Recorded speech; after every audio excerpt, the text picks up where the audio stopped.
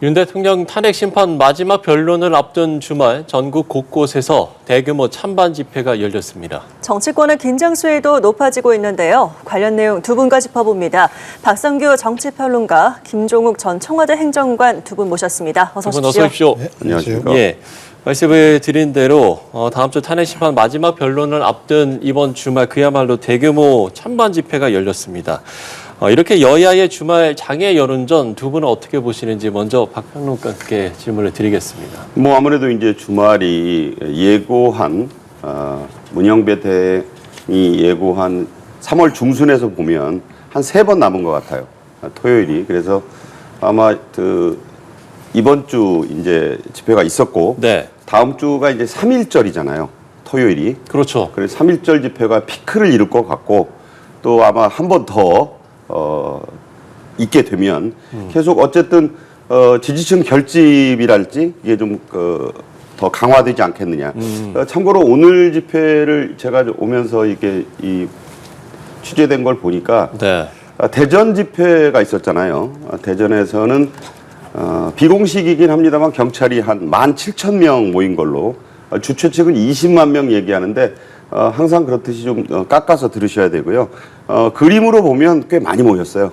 제가 보기에는 개인적인 생각입니다만 2만은 넘지 않았겠냐 이렇게 보고 헌재 인근에서 이제 탄핵 찬성 집회가 있었고 뭐 연합뉴스도 아마 계속 보도를 하던데 예. 한 1,500여 명 모인 걸로 봐요. 숫자를 가지고 얘기할 건 아닙니다만은 아마 좀 민주당 쪽의 집회는 상당히 결과를 낙관하는 분위기였기 때문에 날도 춥고 하니까 굳이 뭐 집회에 안 나와도 되지 않느냐. 그런데 이제 내부적으로는 민주당에서는 상당히 의원들 보고 좀 많이 나가라. 물론 이재명 대표는 안 나왔지만 SNS로 또 집회 참여를 독려했고 그런 양상으로 가지 않을까.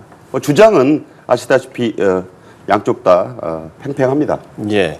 탄핵 심판 결과가 나오기 전까지 양쪽의 장외 여론전 계속되지 않을까 이렇게 좀 전망을 해주셨는데 이 주말에 장외 여론전 좀 어떻게 보고 계세요?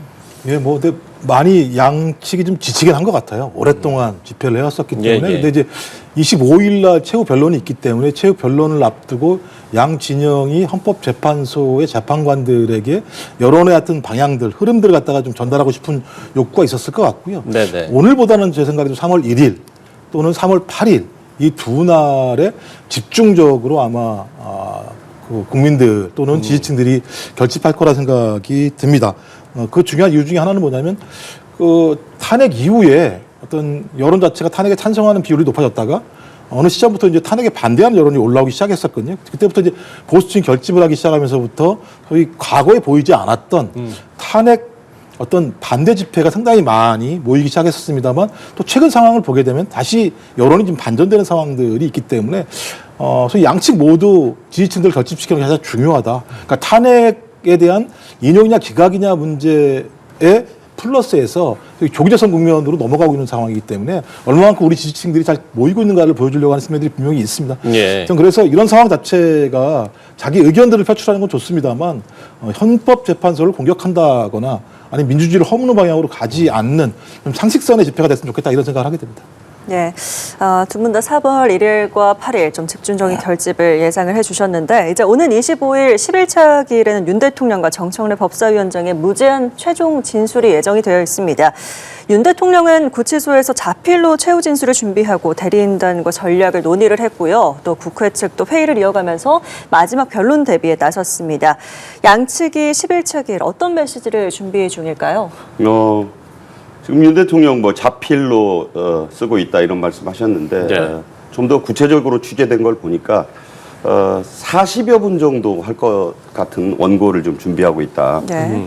그런데 이제 그 내용에는 버전을 여러 개 준비한다고 들었어요. 그러니까 이 버전이라고 하는 것은 두 가지 경우를 다 이제 염두에 두고 쓰지 않느냐. 그래서 특히 어쨌든 이 계엄으로 인해서 2달 넘게 국민들께 그것이 정당하냐, 그것이 대통령의 통치권 차원의 행위였다는 주장을 뭐 철회한다는 것이 아니고 네. 어쨌든 그로 인해서 대통령으로서 국민 여러분께 심려와 불편을 끼친 점에 대한 사과의 메시지도 담는다는 얘기를 들었습니다. 네.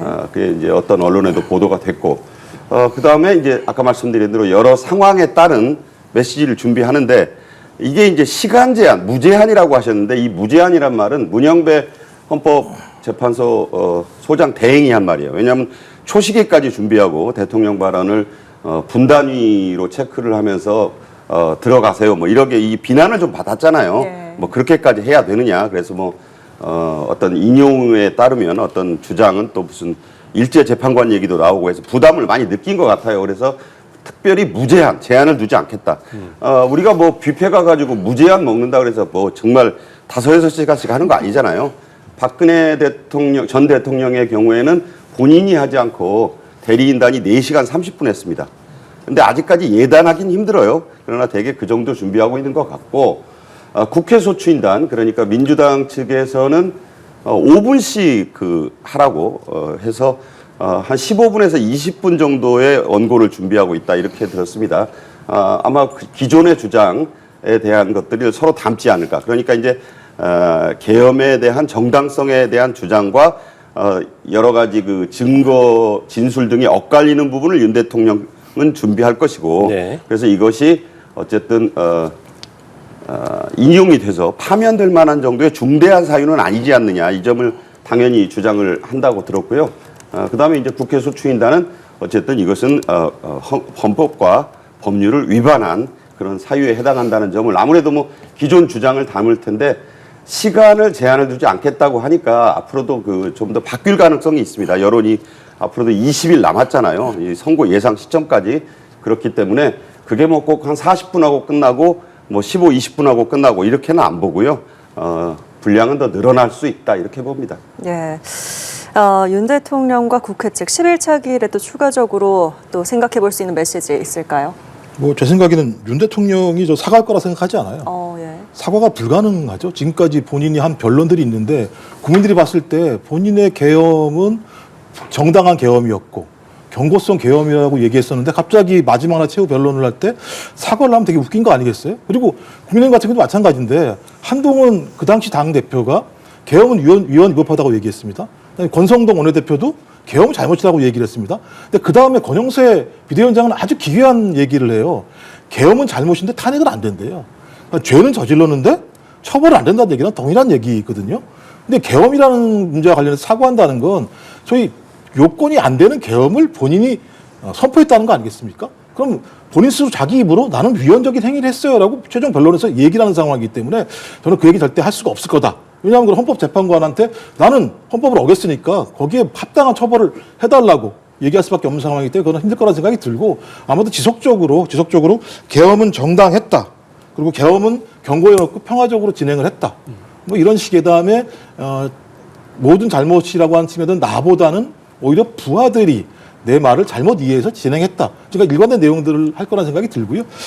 청구인 측 같은 경우는 계엄 요건을 계속 따지겠죠.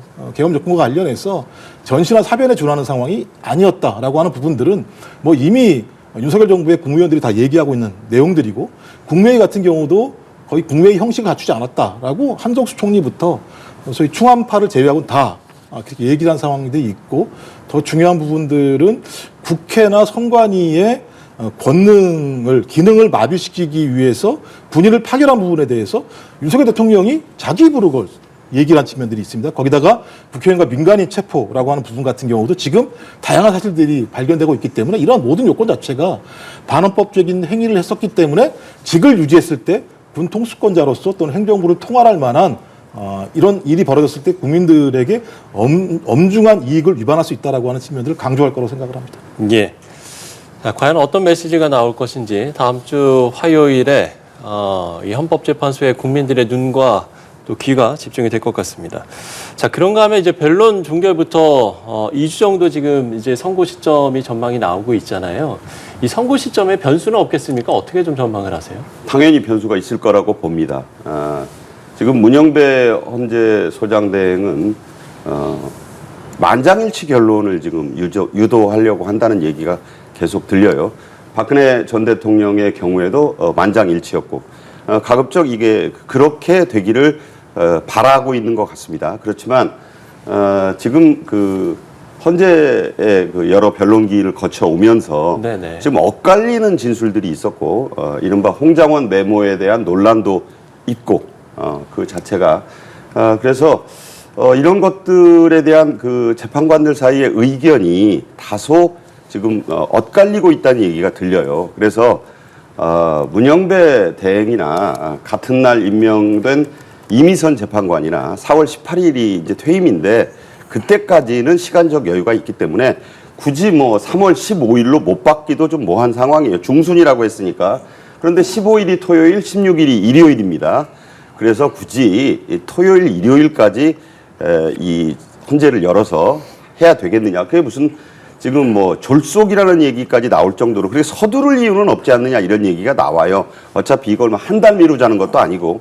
그래서 제가 보기에는 그런 것들에 대한 그 논의를 며칠 더 충분히 수기하는 과정이 있지 않겠느냐. 그렇게 보자면은 3월 17일이 월요일이고 네네. 21일이 금요일입니다. 넷째 주가 되겠죠. 3월. 그때쯤 어느 날이 되지 않겠느냐. 물론 이것도 헌법재판관들의 평의를 거쳐봐야 하는데 제 개인적인 생각입니다만은 만장일치 결론은 내려지지 않을 것 같다. 네. 그런 생각을 합니다. 예, 결과까지 전망을 해주셨는데요. 어떻게 좀 보세요? 저랑 생각이 전혀 반대여가지고요. 예. 저는 만장일치 결론이 날 거라고 생각이 들고요. 다른 건 모르더라도 탄핵 심판 같은 경우는 헌재 재판관들이 만장일치에 합의를 했을 때만이 국론이 분열되지 않을 가능성이 높습니다.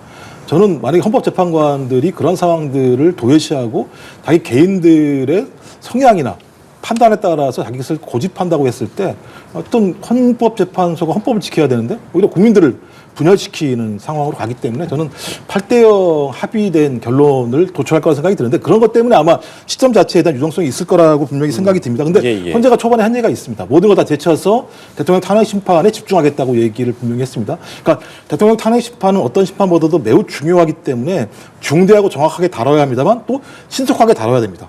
왜냐하면 신속성이 보장되지 않게 되면 대통령 거리 상태가 계속 지속이 되게 되고 권한대행 체제가 되기 때문에 국가가 매우 혼란스러운 상황들이 유지되는 측면들이 분명히 있습니다.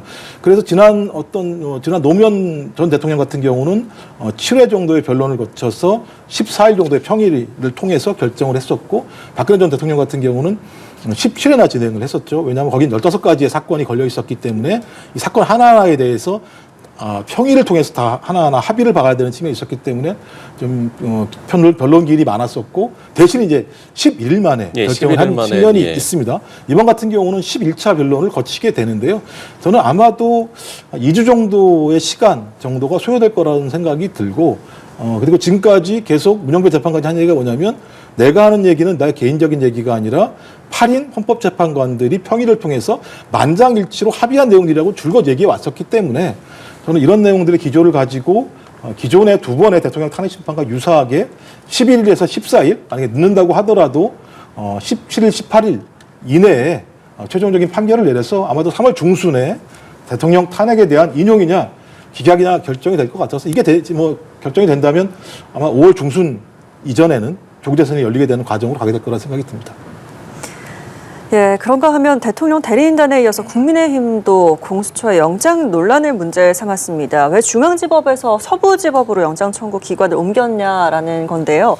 영장 중복 청구에 따른 기각이라는 공수처의 해명에 대해서도 오히려 영장 쇼핑을 자인한 셈이라고 했습니다. 이 부분은 좀 어떻게 보십니까? 명백하게 오동훈 공수처장의 잘못이 확인이 된 것이다. 왜 그러냐면요. 분명히 서울중앙지법에 어떤 영장도 청구한 적이 없다고 했어요. 찾아보시면 발언까지 나옵니다. 그런데 이번에 나온 건 어떤 거냐면 통신영장하고 압수수색영장을 서울중앙지법에 청구했다 기각당한 사실이 확인이 된 거예요. 근데 그 사실을 서울 서부법원의 이제 체포영장은 다릅니다. 그것 등이 해서 6건 정도가 물론 대통령 관련이 3시고 나머지까지 해서 그것이 이제 청구됐고 기각된 사실을 이거를 누락시킨 거예요. 그거를 이제 첨부해서 서울중앙지법에 보냈어야 되는데 그 일련 번호를 윤 대통령 측 대리인단이 확인을 해보니까 7만여 건의 서류를 봤다는 거 아닙니까? 그랬더니 시리얼 넘버가 누락이 된 거예요. 왜 누락이 된 거가 뭐가 누락이 됐느냐 한 걸 찾아보니까 바로 그 서류. 통신영장을 청구했다가 기각당한 사실을 빠뜨린 거예요. 이 사실 지금까지 아마 이 사실이 그 윤 대통령 대리인단에 의해서 발표될 때까지 온 국민 아무도 몰랐어요. 그때 문제 제기는 있었죠. 의혹인데 그런 일 없다고 싹 잡아댔거든요. 근데 이게 확인이 됐기 때문에 오동훈 공수처장은 이 허위 공문서 작성의 혐의를 받게 될 수 있습니다. 그래서 고발이 됐는데 물론 이제 법원에서 따져봐야 될 것이고 또 수사도 받아야 됩니다. 오동훈 공수처장이 이제 입건이 될 수 있는 상황이기 때문에 그 부분은 아무리 그 해명을 해도 석연치 않은 거죠. 왜 그랬을까? 그러니까 이거는 영장 쇼핑이라고 저는 뭐 판사 쇼핑이란 말은 안 쓰겠어요. 그런데 중앙지법에 어떤 영장도 윤 대통령 관련해서 낸 적이 없다고 분명히 그랬는데 그 뒤집어진 사실이 나온 거잖아요. 책임을 져야죠. 네, 그렇게 봅니다. 네, 이 영장 논란에 대해서 또 어떻게 생각하십니까? 영장 쇼핑이라고 말씀하시는데 영장이 좀 다른 거죠. 압수수색 영장 부분이랑 체포영장은 다른 거기 때문에 그러니까 계속 뒤섞는 경우들이 많이 있어요. 지금 윤석열 변호인단이나 국민의힘 같은 경우는요. 오히려 제가 볼 때 쇼핑을 누가 먼저 했느냐? 제가 볼 때 김영현 전 국방부 장관이 먼저 했죠. 내용들을 보게 되면 검찰 쪽이랑 서로 통화를 했었고 통화 과정에서 윤석열 대통령과 서로 협의한 거라고 하는 얘기들이 나오는 상황이기 때문에 저는 그 부분과 관련해서 제가 볼 때 먼저 좀 수사가 이럴 거라 생각이 들고요. 말씀하신 것처럼 핵심적인 내용은 공수처랑 검찰이랑 경찰이 압수수색 영장을 동시에 하고 있으니 좀 정리를 해라. 어떻게 이렇게 할 수가 있겠느냐고 얘기를 해서 그래서 이 법원의 결정에 의해서 세 곳 중에서 나중에 수사가 공수처로 어떤 수사가 이관되면서 공수처가 수사의 주체가 되기 시작한 거죠. 그러면서부터 그때부터 진행된 건 어떤 거냐면 압수수색 영장 문제가 아니라 체포영장 문제였었습니다. 그러니까 핵심적인 내용들은 압수수색 영장 청구한 거를 왜 알리지 않았냐의 문제가 아니고 체포영장을 청구를 하는 수사 권한이 공수처에 있느냐 없느냐의 문제가 핵심이었었죠. 근데 법원은 아무런 문제가 없다고 얘기를 했었고 또 서부지법에다 왜 했느냐 서울지법이 아니라라고 얘기해서 체포구속 적부심까지 신청을 했는데 서울중앙지법에서 아무 문제 없어라고 얘기했어요. 저도 법률적으로 하등의 문제가 없는 겁니다. 소위 아까 말씀하셨던 것처럼 왜 그 사실을 미리 알리지 않았느냐. 제가 볼 때는 그 사실을 알리는 내용 자체가 별로 중요한 문제가 아니었던 거죠.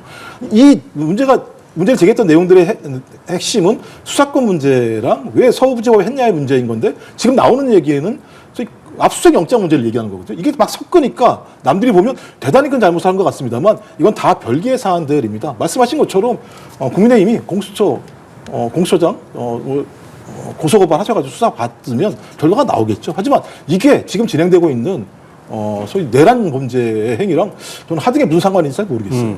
지금 이제 별개의 한마디만 부연을 드리면 그 말씀도 옳아요. 그런데 여러분이 다 기억을 하고 계시겠지만 서울 서부지방법원에 영장을 청구해서 체포영장을 발부받음으로써 그게 이제 이 사태가 이제 윤 대통령이 체포되면서 일사천리로 여기까지 온 거 아니겠습니까?